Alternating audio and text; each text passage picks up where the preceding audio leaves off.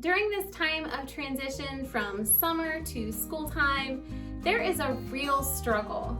Sometimes it feels like you're just in this homeschool blah. Not that you're not excited about all of the new books and curriculum and activities and co-ops. Not that that's not exciting, but it just feels like, we've got to get over this hump of this transition time. Hi friend, welcome to Born for Homeschool. I'm Rachel Bourne. My husband and I have 4 children, and we're homeschooling the 3 oldest this year. We'll have a kindergartner through a 5th grader. Today I wanted to share with you 3 things I found to be helpful in getting over this feeling of blah and working towards enjoying and looking forward to homeschool for the day. So the first thing to do is to intentionally connect with your child in a meaningful way. Now, this should not be a long, drawn-out process or a long, drawn-out activity. This should be something that is simple and easy to do that can be done in 5 minutes or less. Now, if your child is younger, this could look like reading aloud a picture book or coloring together, doing a puzzle, turning on some dance music and having a dance party, spending some time singing together, silly songs or a hymn or learning a new song. If your child is older, this might look like having some iced tea and chatting, or maybe writing a note in a notebook and leaving it on their bed. And the next morning they can write a note to you and leave it on your bed. And just this meaningful time of connecting with them is something that you all enjoy and can look forward to during your homeschool. So I'm sure you have lots of ideas and suggestions on meaningful ways to connect with your child. So please leave me a comment below and let me know what your suggestions are as I'm implementing this into our homeschool over the next few weeks. So the second thing I found to be helpful is to practice gratitude.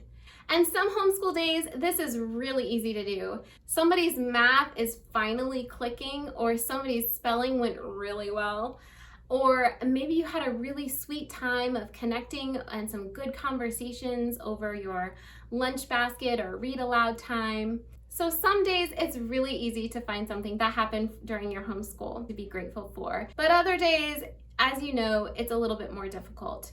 Maybe you got started hours later than you were planning to. In the middle of your school lesson, the baby has a blowout diaper, or you have to stop and chase down the toddler. So some days it's a little bit harder to show gratitude and to find those things to be grateful for.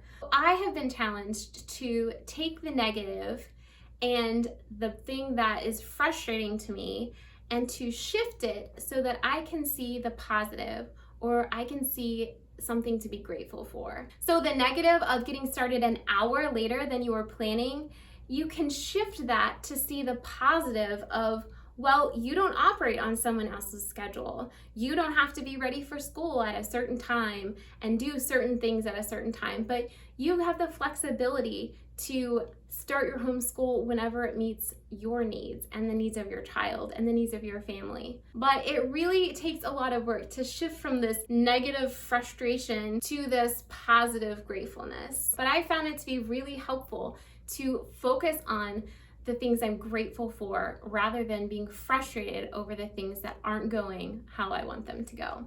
So the third thing I found to be helpful is to ask the question, what is one thing I can do that takes 5 minutes or less that will make tomorrow's homeschool go 1% better?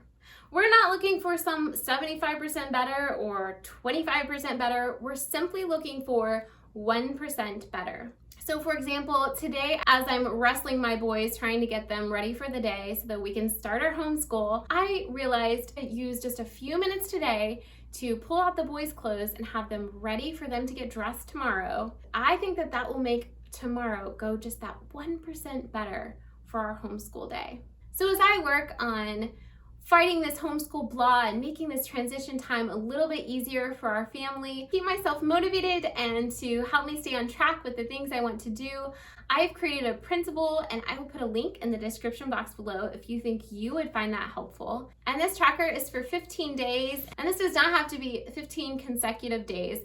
I'm planning to use this during our homeschool time. In the top right-hand corner, I just have some space to jot down some ideas of ways that I want to make connections with my kids over the next few weeks. And then I have a place to keep track of the ways that I have connected with them and a place to mark off the day. And then I have a place on the right-hand side here for keeping track of the things that I'm grateful for the day. So you are welcome to use this tracker if you think it would be helpful to you in helping you stay motivated and really fighting this blah of the transition time and working toward looking forward to and being excited about creating those special times of connection with our kids during our homeschool. I hope you found this video to be helpful. If you did, please leave it a thumbs up, and don't forget to subscribe to Born for Homeschool for weekly videos on tips and tricks, information, and encouragement to simply support your homeschool.